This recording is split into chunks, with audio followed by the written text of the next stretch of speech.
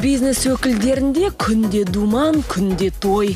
Осы аптада әншілер қалай көңіл көтерді. Депутат боламын деп қол жеткізе алмаған әнші Қайрат Нұртас өкіне ме? Мен еш нәрсеге өкінбеймін, өйткені барлығы бір Алланың қалауымен. Ал жақында Қайрат вице-министр болып тағайындалды деген сөз рас па? Бұған әншінің анасы не дейді? Мен соны жаңа ғана естім. Ал талай жігіттің арманына айналған қобызшы Ақерке Тәжібаева Ақтөбеге ұзатылды. Әнші Қайрат Нұртас мәдениет және спорт вице-министрі атанды деп сайттарда жарияланған мына бір мақала ешкімді бейжай қалдырмады. Әрине бізді де кештердің бірінде төбе көрсеткен Қайраттың анасын да, әкесін де осы туралы сөзге тартқан едік. Ол жағынан хабарсыз, білмеймін. Мен де білмеймін оны. Халықтан шыққан әңгімеден біз еш нәрсе білмейміз. Мүмкін өткенде спорт жағынан қатысып, мүмкін біреу бірдеңе айтты ма, мүмкін бірдеңе берді ме, білмейміз.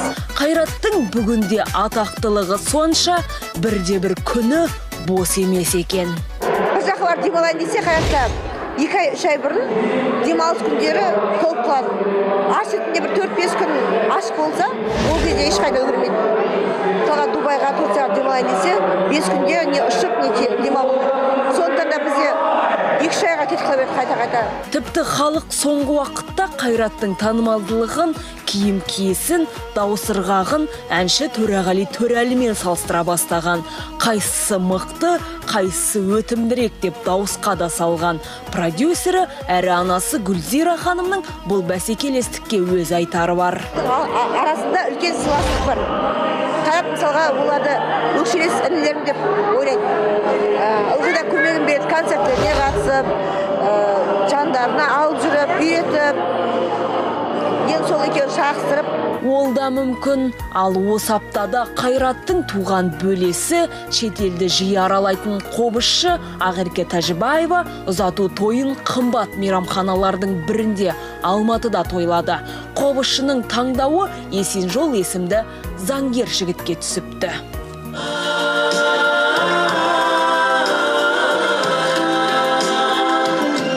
Заңгер оқуын бітірген болатын және мастер шетелде. Сол қазір Астанада. Аллах жазса, бізді менің өнерімді Астанада көріп жатасыздар. Ақерке алғаш рет сүйіктісімен Америкада танысыпты. Шынын айтамын деп сырын айтты өнер иесі. Басқа жігіттер сияқты біріншіден қорқақтады. Себебі өзім қобызшымын, жиі шетел аралаймын. Бұл қандай келін болады екен деген кәдімгідей күдіктер болады ғой. Бірақ танып біліп, отбасымен араласқаннан кейін, енді мен өзім оңтүстік қыз болғаннан кейін қарапайым біз. Тойды қос тілде екі бірде асаба басқарды.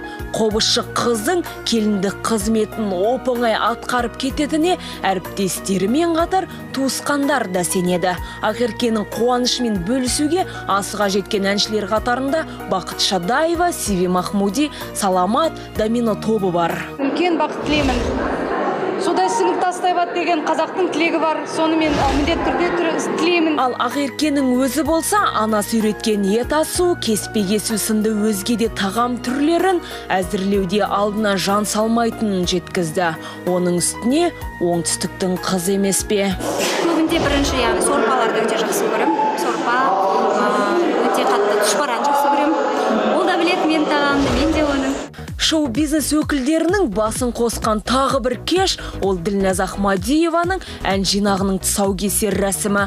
Ағылшынша әндерін топтастырған әнші бұл альбомды 10 жылдай дайындапты. Тұсаукесер рәсімін шағын концерт беріп атап өтті. Әншінің өнердегі әріптестері түгел осы жиында.